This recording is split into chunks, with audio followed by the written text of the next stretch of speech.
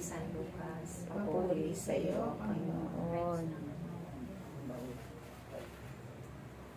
At sinabi pa niya sa kanila, ang anak ng tao'y dapat magbata ng maraming hirap. Itapakwil siya ng matatanda ng bayan, ng mga punong saserdote at ng mga eskriba. Ipapapatay nila siya, ngunit sa ikatlong araw ay muling mabubuhay.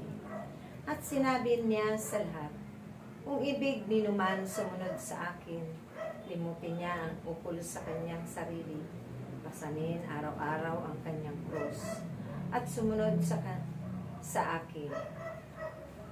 Ang naghahangad magligtas ng kanyang buhay ay siyang mawawalan nito.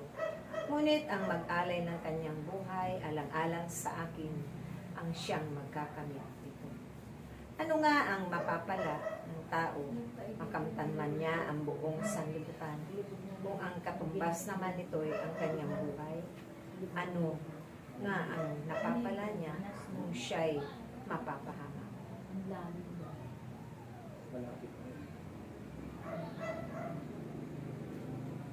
Mga kapatid, ito ang mabuting balita ng ating kaligtasan. Pinupuri ka namin, Panginoong Hesukristo.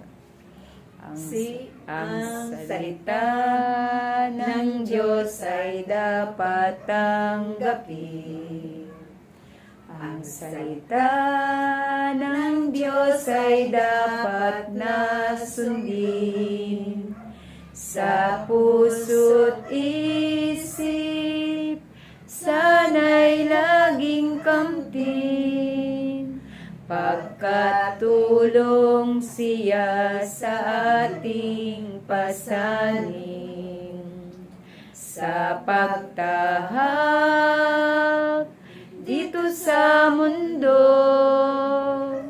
maraming pagsubok ang matatamo. Pakinggan mo, isabuhay mo, ang salita ng Diyos ang tanging gabay mo.